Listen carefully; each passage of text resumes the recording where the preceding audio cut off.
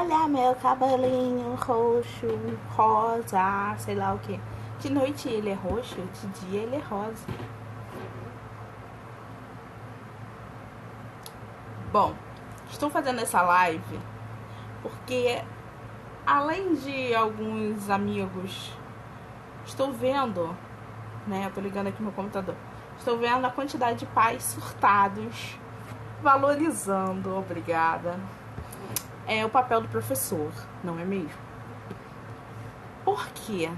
Vocês perceberam que uma criança indisciplinada, quando ela se recusa a fazer o dever, agora você multiplica por 25, por 35, que é o 35 é o limite numa escola pública. Eu não sei como ela tá na particular. Eu não tenho muita experiência de escola particular, né, nesse sentido. Mas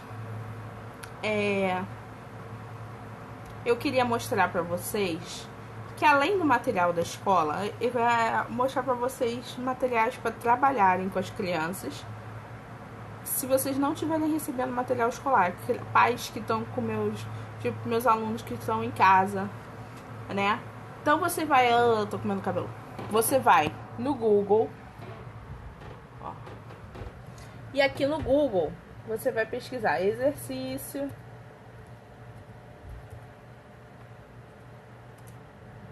segundo ano.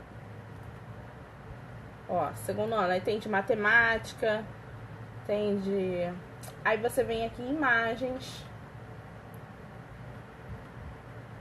Você não necessariamente precisa ter uma impressora, né? Você pode abrir um exercício aqui, copiar com a criança no caderno e começar a trabalhar. Então vamos lá, aqui crianças na alfabetização. Ó, pra trabalhar a silabação. Então tem exercício aqui. Tem muitos professores que colocam material, disponibilizam material, né? Tem, inclusive, você pode encontrar até por prefeituras aqui. Material para trabalhar a partir de cada ano do aluno. Além disso, vamos lá. Agora vamos começar as didáticas.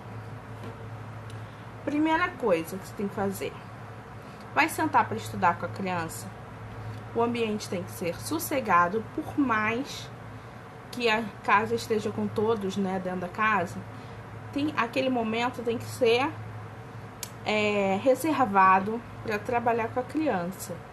Então, se tá todo mundo na sala, você avisa: olha, vou estudar com ela agora no quarto.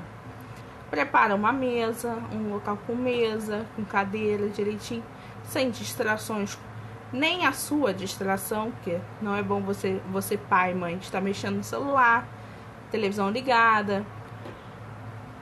Eu sei que alguns pais às vezes tem que mexer, tá fazendo a comida enquanto tá estudando com a criança, vai fazendo a faxina e fala aí, vai fazendo aí. A criança precisa desse momento de concentração, principalmente dependendo da personalidade da criança. Às vezes a criança já tá acostumada assim e resolve assim, mas tem criança que é extremamente distraída e que sua criança não é anormal. Na idade infantil, até os 12, 14 anos, a maior parte das crianças ainda estão com a concentração reduzida. Elas ainda estão, vamos dizer, educando essa concentração. Então, a criança vai se distrair facilmente. E até porque, dependendo, você que é um adulto que se distrai, às vezes o interesse por outras coisas, como por internet, pela TV, é mais atraente do que estudar ali, do que a disciplina certinha, né? Então, minha dica é essa: senta reservado, né? Se reserva a criança para isso. Se a criança for pequena, eu indico sentar do lado dela para você coordenar a atividade. Então, se a escola está mandando um exercício, é uma dica, tá? A escola está mandando um exercício, não é para você alterar o que a criança respondeu. Nunca faça isso. O professor tem que perceber aonde está a dificuldade da criança para trabalhar mais em cima disso. No dever de casa, por exemplo. Então, se você tá fazendo dever com a criança em casa, tenta não alterar, né? Você que está acompanhando como pai, não altere as respostas da criança para ela apresentar um dever bonito. Você faz o dever com a criança e deixa os erros para o professor identificar onde que a criança está com dificuldade na aprendizagem. Além disso, seu papel como pai é conduzir a criança naquele pensamento. Às vezes ela não entendeu o enunciado, a pergunta.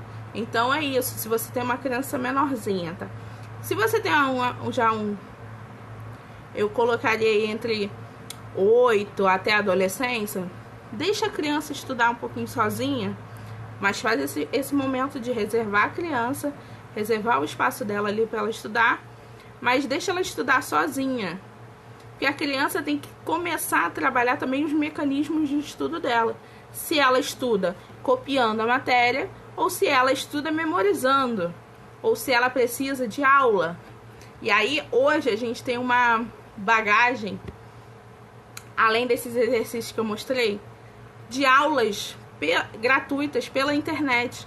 Então, se a criança está com uma dificuldade, por exemplo, uma criança de 4º ano, está com uma dificuldade de conjugação verbal, já existem aulas de professores voluntários que colocam suas aulas, disponibilizam suas aulas em canais gratuitos no YouTube, por exemplo. Então você coloca a criança para assistir aquilo. Às vezes o método, você que é pai não tem um método pedagógico, o professor ali na internet está ensinando bem desenvolto e a criança vai entender.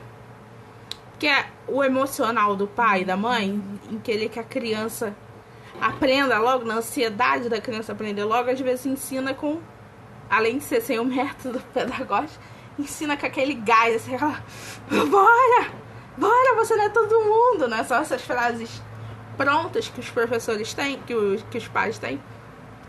Então, a criança assistir uma aula online, ela começa a entender que a ferramenta da internet já dá a ela suporte para ela buscar as informações do estudo dela sozinha, né? Então, por isso que eu tô falando, essa criança de 8, 10 anos, que ela já tem a criança de 3, 4 anos já tá com domínio de internet, que a gente já sabe hoje em dia. Mas ela não sabe conduzir esse domínio, ela vai se distrair com qualquer outra coisa que aparecer. A criança de adolescente, vamos chamar de pré-adolescente e adolescente, ela já tem que começar a conduzir, que eu digo sempre que já é um preparatório para a vida adulta, para a faculdade, que é a criança sentar para estudar sozinha, não é mesmo? Então, quando você fica ali cerceando a criança, como é que fala? Me fugiu a palavra agora. Quando você fica tentando resolver as coisas pela criança, a criança não vai educar esse hábito de estudar sozinha, ok?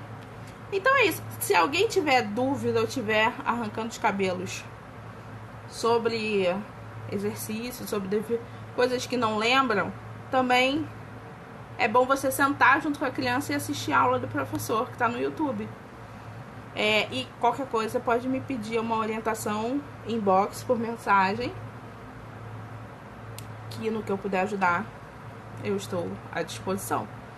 Então é isso. A gente ainda tem uma boa quarentena aí pela frente.